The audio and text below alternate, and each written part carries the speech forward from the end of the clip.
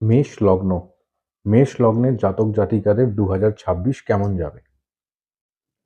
এবার একটা জিনিস আমি আপনাদেরকে বলে দিই। প্রথম কথা, বৃহস্পতি আর শনির একটা খুব ইম্পর্টেন্ট গোচর বা ট্রানজিট কিন্তু আমরা 2026 দেখব মেষ লগ্নের জাতক জাতিকাদের জন্য।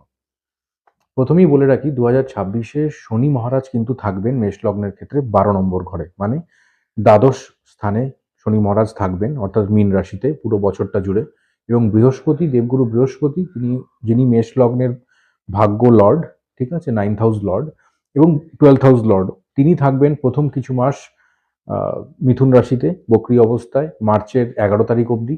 তারপর ওনার মুভমেন্ট শুরু হবে ডিরেক্ট মোশনে, সেখানে উনি থাকবেন মিথুন রাশিতে এই জুনের 1 তারিখ অবধি, এবং তার পরবর্তী সময় জুনের 2 তারিখ থেকে বৃহস্পতি কিন্তু কর্কট রাশিতে গোচর করবেন।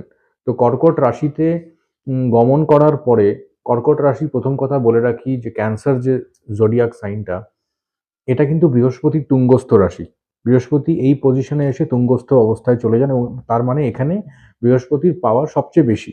তো আপনার ভাগ্য লর্ড মার্চের 11 তারিখের মানে পরে বক্রী অবস্থায় মুক্তি হবে, তারপরে আবার জুনের 2 তারিখ থেকে উনি তুঙ্গস্থ অবস্থায় চলে যাবেন। তার মানে এখানে আমরা কি দেখতে পাচ্ছি? এখানে আমরা যেটা সবচেয়ে বেশি দেখতে পাবো যে আপনার মানসিক শান্তি বৃদ্ধি পাবে।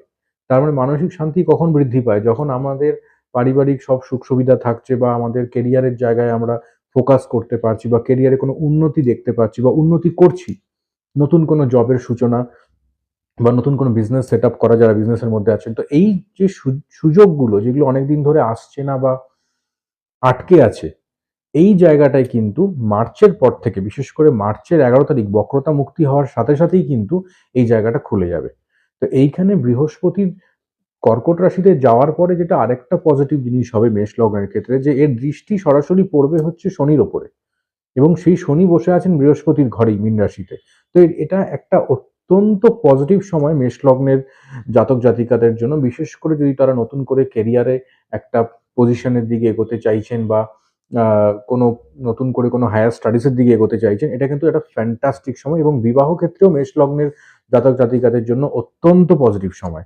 রেমেডি হিসেবে একটা জিনিস আমি বলে রাখবো, এই সময় হনুমান চালিসা পাঠ করাটা খুব দরকার, বিশেষ করে প্রতি মঙ্গল এবং শনিবার। ডেফিনেটলি মানুষজন যথেষ্ট উপকার পাবেন। এবং বিস্তারিত যদি নিজের কুষ্ঠির ব্যাপারে জানার হয়, আপনি আমার সঙ্গে যোগাযোগ করতে পারেন। আমার ডিটেলস চ্যানেল ডেসক্রিপশনে দেওয়া আছে। Thank you.